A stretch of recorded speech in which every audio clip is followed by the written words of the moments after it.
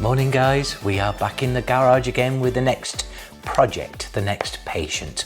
This is my 1974 Mark II Norton Commando 850.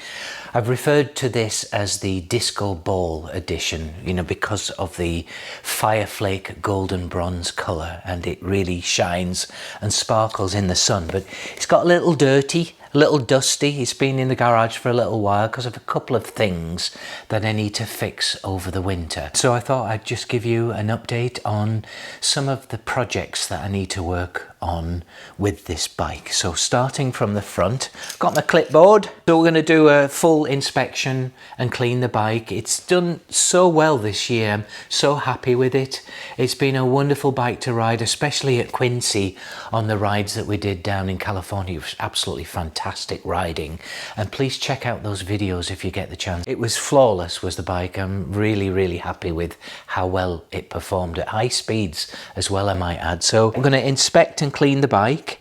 I need to address some small oil leaks and some fuel leaks from the carburetors and just clean them up. Let's just move over to the front end. We've got the master cylinder here, which is standard that comes from the factory. I've actually bought the 13mm RGM kit, and so I'm going to upgrade that with some help from my friends in the club. I've actually got a new rotor for this bike, so I'm going to change that. I'll check the pads, and then we'll see if we can get a better brake, because this one, it's kind of like a block of wood at the moment. And then let's move to the back end. Probably can't see it because the bike's not on the main stand, but it does move, and the cush rubbers have worn, so I need to replace the cush rubbers. I'm also going to put a safety spring on the brake pedal. And then this is an interesting development here. We've got a stress fracture at the exhaust pipe, the muffler, and you can see here what's happening. One of these rubber mounted bolts has failed, and so the whole thing, I think, through stress and vibration of the bike, plus age, I suspect, it's just failed here. I've actually bought a new set of mufflers or silencers from Commando Specialties, and so they should look really nice on this bike. I also need to give it a good service, so check the oils and fluids and grease, check the valves and other points as well, and then just generally go through the whole bike and make sure that it's in tip-top condition for the spring. So I hope you'll enjoy this next mini-series on this revamp of the Fireflake Golden Bronze Disco Ball Norton Commando.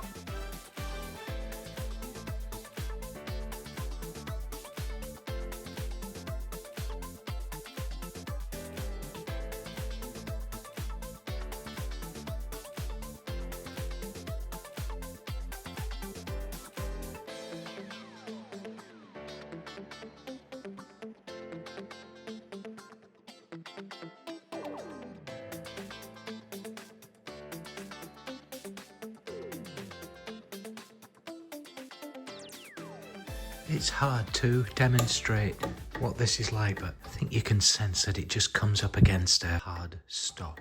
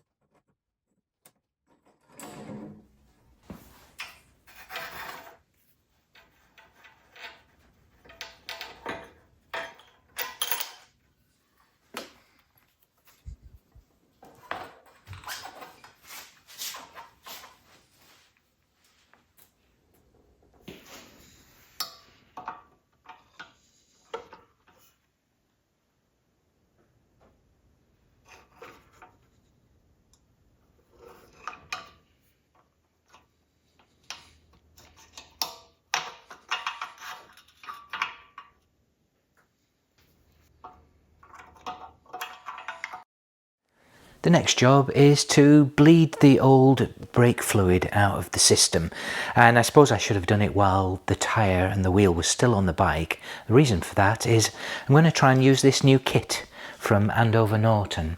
I've had this for ages actually, and I've not used it, but the idea is that you fix this cap to the reservoir of your master cylinder, and then you have your tyre at no more than 20 psi. You fit the adapter here just like you're pumping up the tyre, except reverse, and then we'll just do like a dry pressure test first of all, and then after that you just release the bleed nipple here on the caliper, and the pressure from the tyre should pressurize this container that pushes any fluid out through the system and evacuate and purge that fluid into a container. I'm just going to lower the tyre pressure in the tyre to 20 psi, which is the recommendation. Well, it's maximum of 20 psi.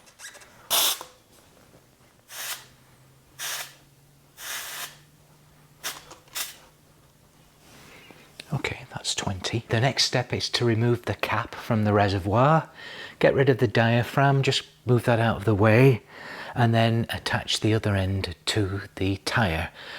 Just as you could tell, I've been really careful about the paintwork here, as I do not want to get a drop of this brake fluid over any of the paintwork.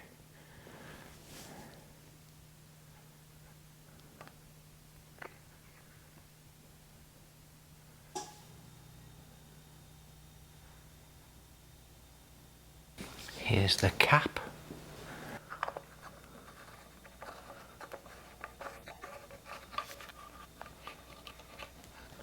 First of all, I'm going to just test the pressure of the system. I won't undo the bleed nipple yet at the brake caliper. I'm just going to test this is working okay.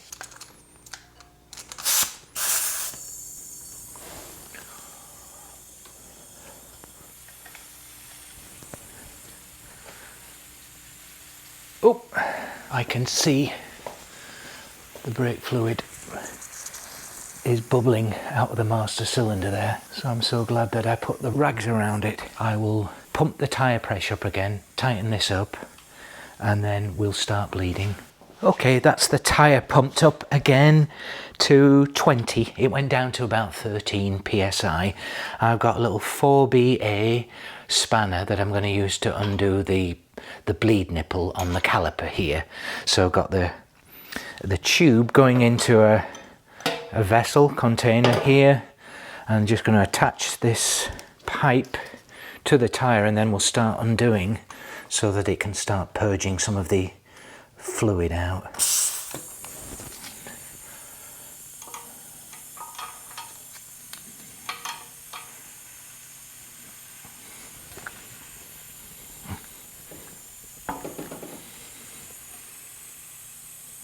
There it goes. That's great. So you can see it there, purging it out. Nice and clear.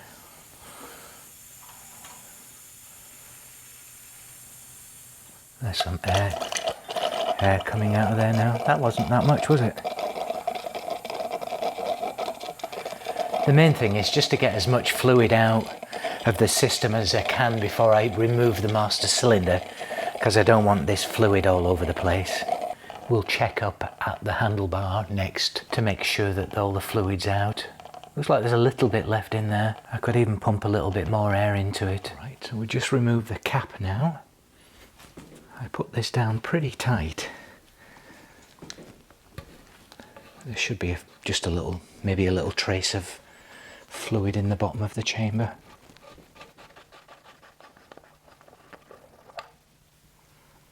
Still a bit in there.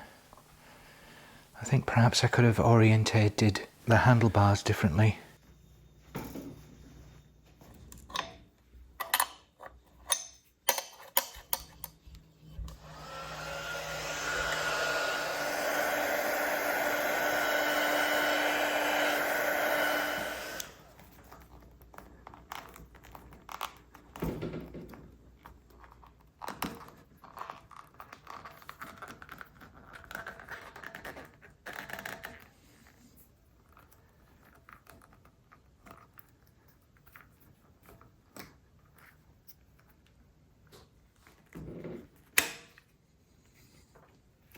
not actually going to replace the hose right now. It's working just fine.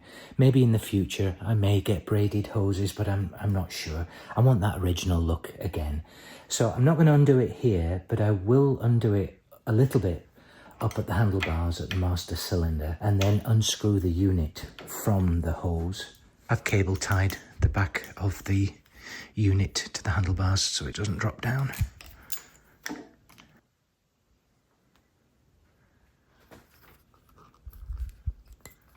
And I'll put something around that so that it doesn't drip all over the place. Here is the master cylinder on the bench, and I've thoroughly cleaned it with hot soapy water, and it looks great actually. That looks like it may have been repainted at some point because I found some flecks of paint on top of the paint. But no, it looks great, and inside looks nice and clean, and the bore looks nice as well. What I have here is all the old parts here along the top. This is the old plunger and piston assembly with an old boot there as well and the retaining clip. The items in blue are new parts that I've bought, and then the items in red are from this RGM kit, this reline kit. And the main pieces, of course, are this sleeve here, this reducing sleeve, and then the piston. And then here what we've got is called a piston pusher, and it allows you to adjust the length of travel and the push to the piston in the sleeve in the bore. The next job will be to take this master cylinder assembly over to my friend Bob's place. He's a machinist, and hopefully he'll be able to stand this master cylinder up absolutely perpendicular so that we can, or he can drill a hole, create the new bore, and then also there's a tap involved as well. And the idea is that this sleeve pushes into the new bore, and then you reach through with this Allen key, and you see there's an Allen key fitting at the other end, and you basically screw this in to the new bore so that it holds and doesn't pop out when you press the brake. So that's it. Looking forward to this very much.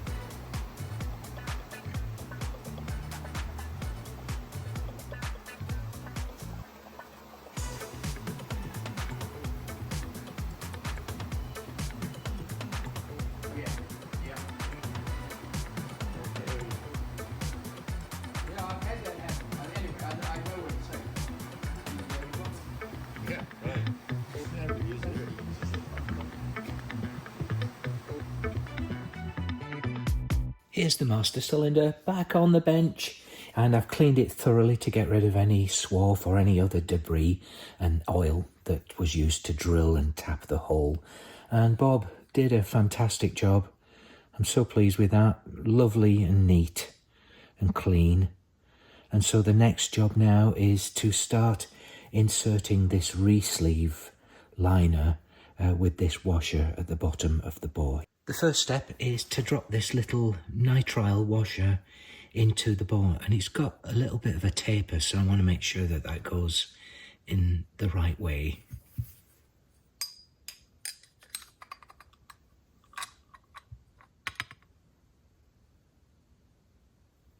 The next step is to put just a very, very small amount of this sealant, this silicone sealant, into the thread here just to give it some lubrication as we screw this sleeve into it.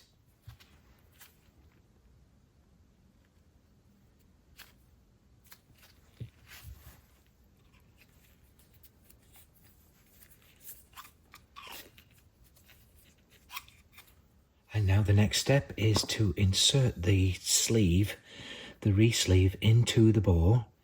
And we're going to tighten it all the way down using this Allen wrench. And again, if you can see it, there's the keyway at the bottom there. So we have to make sure that we don't go too far with this, because we don't want it to hit that on the bottom of the bore. We want to keep it inside so that we can just feel the rubber washer get squeezed, pinched as we tighten this down. So I hope this works. This is the first time I'm trying it actually since we got the re-sleeve done. This, by the way, this just drops in except for the thread.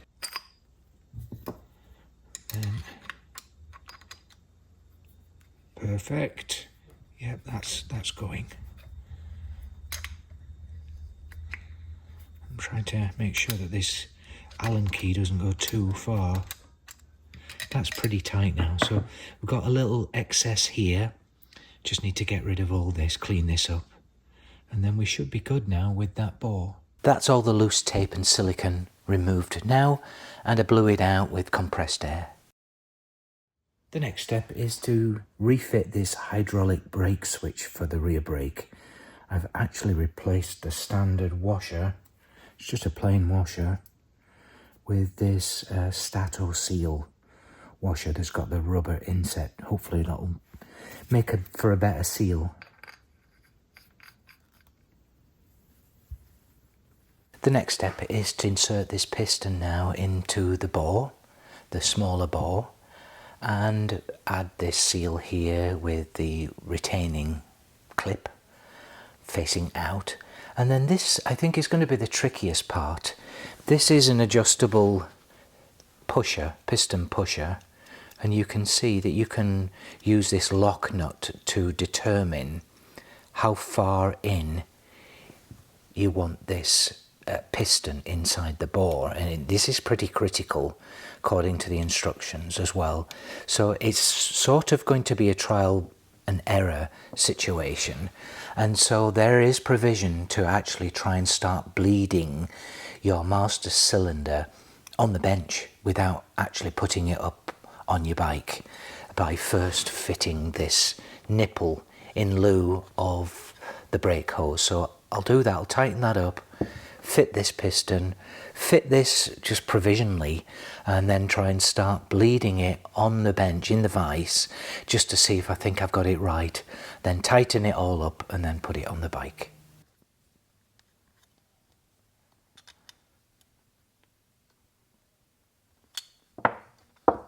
I'm going to apply a little bit of brake fluid to this seal, give it a little bit of lubrication before I put it into the cylinder, the sleeve. Just wipe this hand and that goes in there.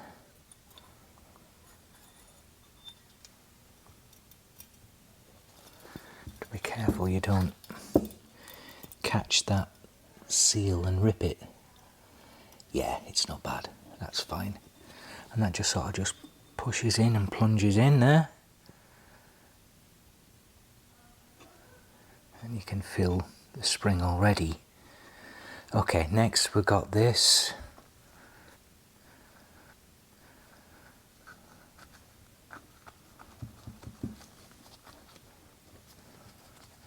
And then the tangs want to go out.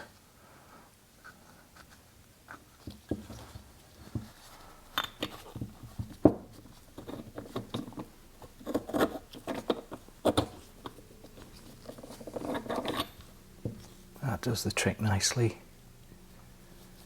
using a socket. And then this adjuster, this pusher, actually goes in that way. The next job is to push this in pretty far. You can see It's working great, but I have to use the lever to push it in so that I can put the pin through, the retaining pin through there. And it's a little tight.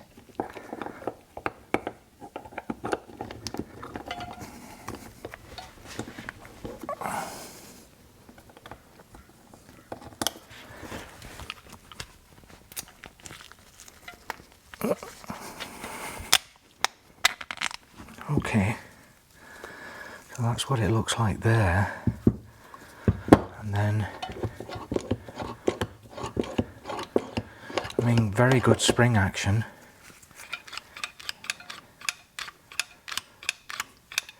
So now we will try and bleed these just to determine that piston is in the correct position. Well, according to the instructions, we need to put about 1/3 of the way into this reservoir.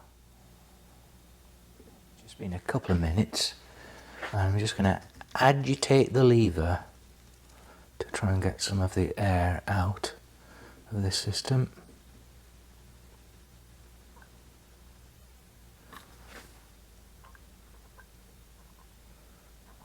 Clearly working. We should get to the point where when I pull the lever in, it's just fluid.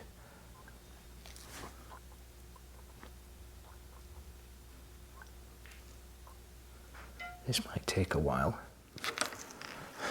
Good morning, it's the next day, and this is my contraption to hold the lever on overnight. I'm not too confident, honestly, that this method is going to work for bleeding the fluid through the chambers of the master cylinder, because I tried it a couple of times for 10 minutes and I was still getting air bubbles. So I'm going to release this handle now and see if we get any more bubbles. If we do, I've got one more approach that I'd like to take here on the vise, and then if not, I'm going to put it back on the bike.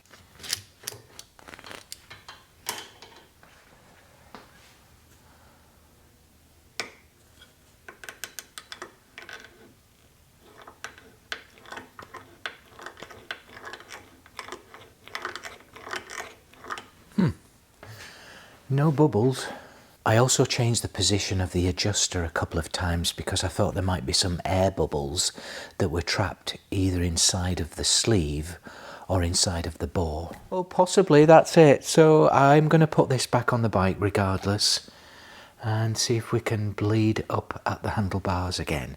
I'm going to use this reverse technique where you actually push the fluid up through the brake system to the reservoir at the handlebar, and so I will suck the fluid out of the bottle here and then push it up through the nipple at the caliper up to the reservoir.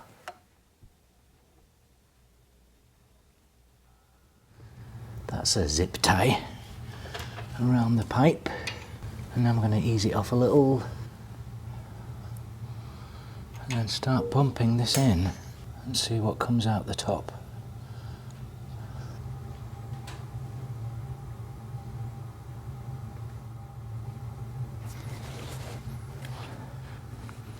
Good.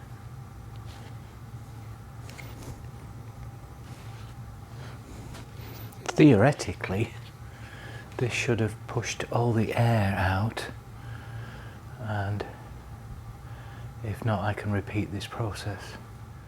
A little more, and then I'm going to lock it off down here at the nipple.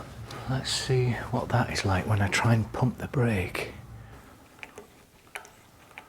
Well, I think that's okay. It's not quite as good as I thought. I'm going to tie this lever to the grip to hold it overnight.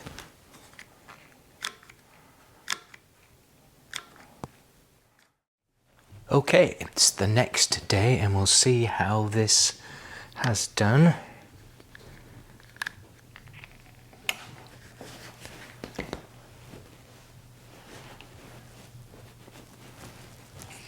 Oh, that's miles better. Oh, I'm very happy with that, and it might need bleeding again, but we'll just have a look in here I put the cap on overnight. Oh, really good. Okay, well, I'll put the diaphragm in, put this cap back on, and then I need to turn the bike around for the next job. I'll also give you an update once I ride the bike to let you know how this new 13mm re-sleeve performs.